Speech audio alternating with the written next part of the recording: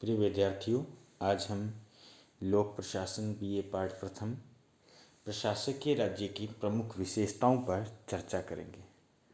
इस भाग को हम दो पार्ट में पढ़ेंगे, थोड़ा लंबा है ये।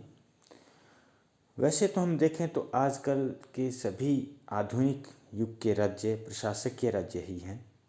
अगर हम इनकी विशेषताओं की बात करें तो इनमें कुछ समानताएं पाई जाती हैं। जैसे सबसे पहले हम देखें विचारधारा से मुक्त। प्रशासकीय राज्य किसी खास विचारधारा से संबंधित नहीं है।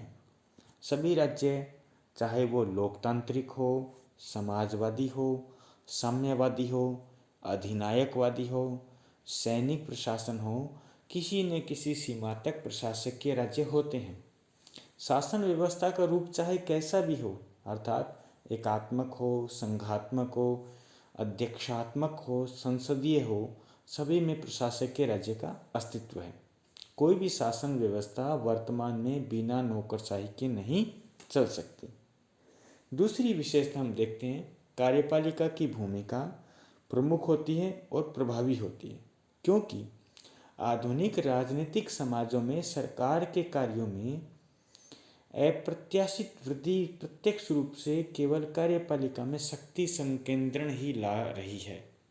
आज मुख्य कार्यपालक यथार्थ में इतनी शक्तियों का प्रयोग करने में सक्षम हो गए हैं कि संपूर्ण शासन तंत्र इन्हीं के चारों तरफ घूमने लगा है। राज्य के वृद्धि परक अधिकार क्षेत्र का वास्तविक असर कार्यपालिका पर हुआ है। लोक कल्याणकारी राज्यों में कार्यपालिका के कार्य न केवल इतने बढ़ गए हैं, अपितु विविध प्रकार के भी हो गए हैं। कार्यपालिका द्वारा किए जाने वाले कार्यों में सहायता देने के लिए प्रशासनिक अधिकारियों का एक जाल सा बिछता जा रहा है।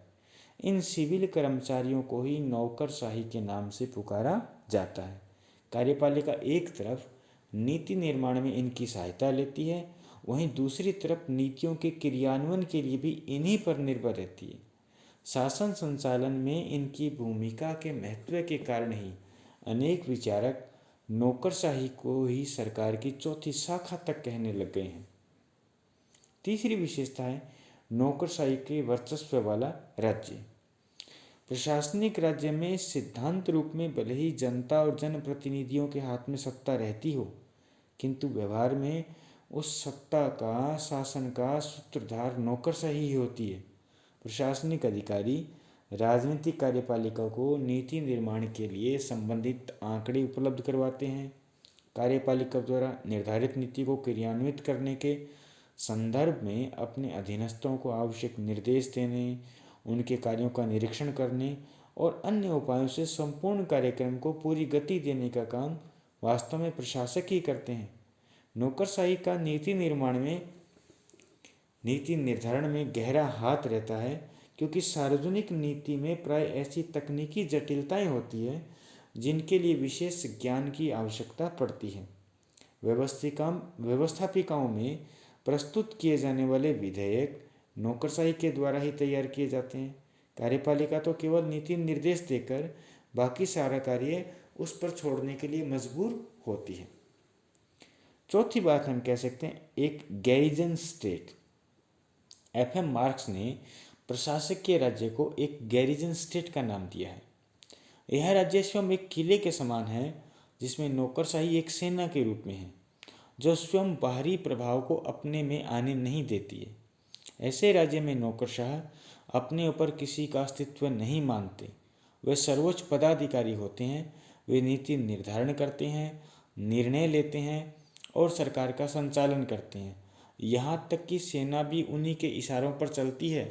ऐसी प्रणाली में नौकरशाही व्यवस्था का प्रधान अपने नियंत्रण के अधीन क्षेत्र पर स्वामी रहित व्यक्ति की तरह कार्य करता है। उसके अधीनस्थों की सारी सेना उसी के प्रति वफादार होने का दंभ भरती है, चाहे वह उपनिवेश हो अथवा तानाशाही पद्धति के अधीन कोई देश।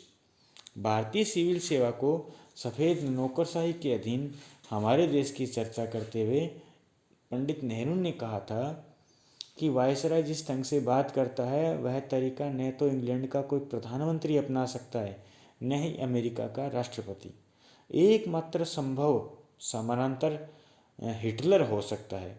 केवल वायसराय ही नहीं, उसकी परिषद के ब्रिटिश सदस्य, गवर्नर और यहाँ तक कि छोटे छोटे अफसर भी जो विभागों के सचिवों या मजिस्ट्रेटों के रूप में कार्य कर रहे हैं, वे एक उच्च और अप्राप्य ऊंचाई की बात करते हैं। वे न केवल अपने इस विश्वास में सुरक्षित है कि वे जो कुछ कहते हैं, जो कुछ करते हैं वही सही है, वह बल्कि उसे सही के रूप में स्वीकार किया ही जाना चाहिए, चाहे दूसरे लोग कुछ भी सोचते रहें, क्योंकि सत्ता और गौरव तो उन्हीं को प्राप्त है। इससे आगे का अगली क्लास में चर्चा करेंगे। धन्यवाद।